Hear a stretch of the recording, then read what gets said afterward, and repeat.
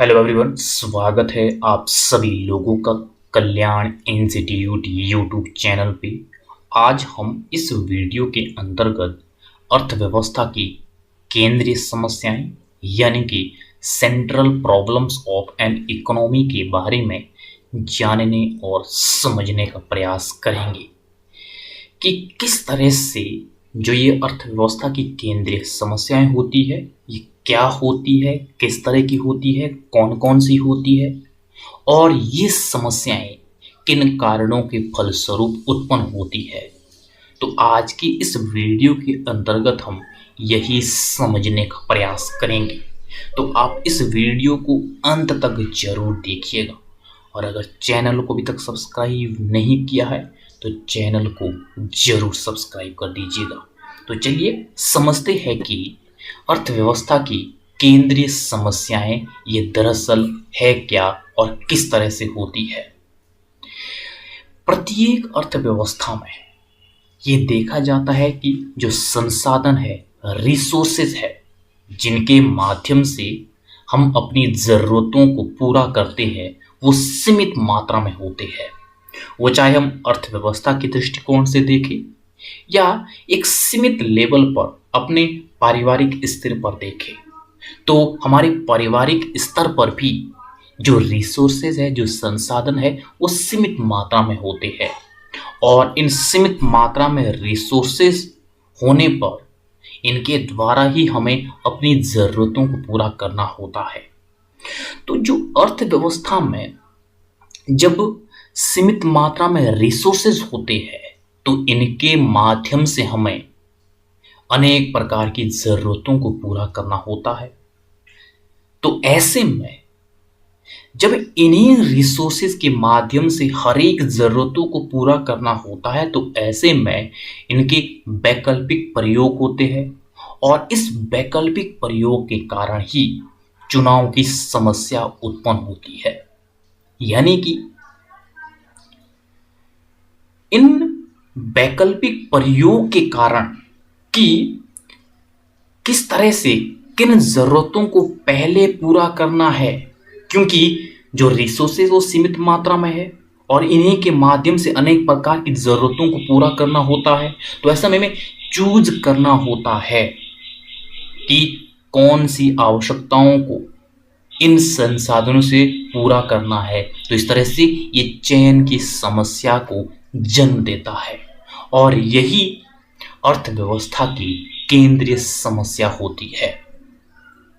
यानी कि सीमित मात्रा में रिसोर्सेस होने के चलते किस तरह से उनके द्वारा ही हमें अपनी ज़रूरतों को पूरा करना होता है और उनके वैकल्पिक प्रयोग के कारण जो चयन की समस्या उत्पन्न होती है और यही चयन की समस्या ही अर्थव्यवस्था की केंद्रीय समस्या कहलाती है। जो अर्थव्यवस्था की जो ये केंद्रीय समस्याएं हैं, ये तीन प्रकार की प्रमुख केंद्रीय समस्या होती है। ये कौन कौन सी होती है, किस तरह से होती है, इसको भी एक करके समझते हैं। सबसे पहले क्या और कितनी मात्रा में उत्पादन करना है। जब हमारे पास रिसोर्सेज सीमित मात्रा में हो और अपनी आवश्यकताएं बहुत ज्यादा हो तो ऐसे में ये प्रॉब्लम्स क्रिएट होती है कि क्या और कितनी मात्रा में उत्पादन करना है। यानी कि जब सीमित मात्रा में रिसोर्सेज होंगे तो ऐसे में हमें ये चूज करना होगा, हमें ये चयन करना होगा कि कौन सी आवश्यकता को पूरा करना है, यानी कि क्या उत्पादन करना है और कितनी मात्रा में उत्पादन करना है। ये पहली प्रॉब्लम आती है किसकी वजह से, सीमित रिसोर्सेज की वजह से। ये तो हो गया अर्थव्यवस्था के लेवल पर। इसी तरह से हम पारिवारिक स्तर पर भी देखते हैं सीमित रिसोर्सेज से कि कौन सी जरूरतों को पहले पूरा करना है और कितनी मात्रा में करना है। और अगली स्टेज में जो दूसरी प्रॉब्लम आती है वो है कैसे उत्पादन किया जाए। पहली प्रॉब्लम अगर सॉल्व हो गई कि क्या और कितनी मात्रा में उत्पादन करना है, तो अगली प्रॉब्लम ये आती है कि कैसे उत्पादन करना है। कैसे उत्पादन यानी कि उत्पादन की किस तकनीक का प्रयोग करना है, यानी कि श्रम तकनीक का प्रयोग करना है या पूंजी तकनीक का प्रयोग करना है। अगर हमें श्रम इजीली अवेलेबल है और लो कॉस्ट पर अवेलेबल है तो हम श्रम तकनीक का प्रयोग करेंगे, और यदि पूंजी इजीली अवेलेबल है और लो कॉस्ट पर अवेलेबल होगी तो हम पूंजी तकनीक का प्रयोग करेंगे। तो इस तरह से सेकंड स्टेज पर यह प्रॉब्लम आती है कि कैसे उत्पादन किया जाए, और थर्ड स्टेज पर जो थर्ड प्रॉब्लम आती है किसके लिए उत्पादन किया जाए।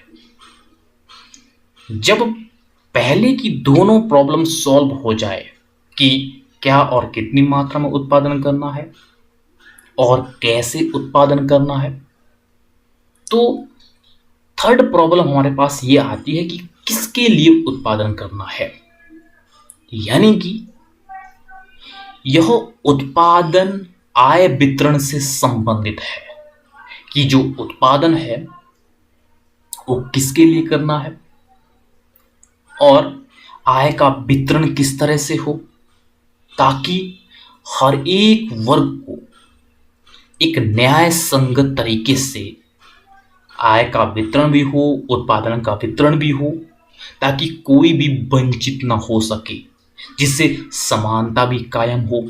तो इस तरह से इस चीज को देखते हुए जो ये प्रॉब्लम आती है कि किसके लिए उत्पादन किया जाए, तो ये उत्पादन आय वितरण से संबंधित होता है।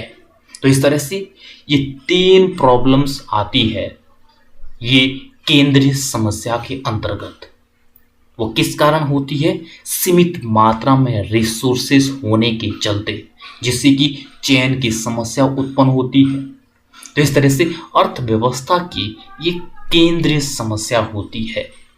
अब हम ये जान लेते हैं कि जो ये अर्थव्यवस्था की जो ये केंद्रीय समस्या है ये किन कारणों से उत्पन्न होती है, कि अर्थव्यवस्था की समस्या उत्पन्न होने के प्रमुख कारण कौन कौन से हैं, कौन से ऐसे कारण है जो ये सब समस्याएं उत्पन्न होती है, जिसमें कि सबसे पहले असीमित मात्रा में मानवीय आवश्यकताएं। सबसे पहली जो कारण है वो कारण है कि किस तरह से हमारी मानवीय आवश्यकताएं असीमित होती है। मानवीय आवश्यकताएं असीमित होने के चलते ये समस्याएं उत्पन्न होती है। और अगला, सीमित मात्रा में संसाधन। दूसरा ये कारण है कि सीमित मात्रा में जब संसाधन है तो किस तरह से हम अपनी असीमित आवश्यकताओं को पूरा करेंगे, जिसके चलते ये सब प्रॉब्लम्स क्रिएट होती है। और अगला है संसाधनों के वैकल्पिक प्रयोग, यानी कि सीमित मात्रा में जब ये संसाधन हो गए और असीमित मात्रा में हमारी आवश्यकताएं हैं, तो इन संसाधनों के द्वारा ही हमें अनेक प्रकार की जो आवश्यकताएं हैं, जरूरतें हैं, वो पूरी करनी है। यानी कि एक संसाधन की वैकल्पिक प्रयोग है, जिससे चयन की समस्या उत्पन्न हो जाती है। तो इस तरह से ये समस्या उत्पन्न होने के प्रमुख कारण है कि सीमित मात्रा में संसाधन है और असीमित मानवीय आवश्यकताएं हैं और संसाधनों के वैकल्पिक प्रयोग है, जिसके चलते ये अर्थव्यवस्था की केंद्रीय समस्याएं उत्पन्न होती है।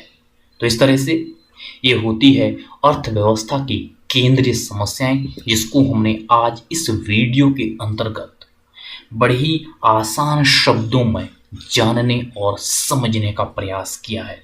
तो मुझे उम्मीद है कि आपके लिए जो ये आज की वीडियो है, ये वीडियो काफ़ी उपयोगी रही होगी। और अगर चैनल को अभी तक सब्सक्राइब नहीं किया है तो चैनल को जरूर सब्सक्राइब कर दीजिएगा और मुझे दीजिएगा इजाज़त और आप सभी लोगों का बहुत बहुत शुक्रिया।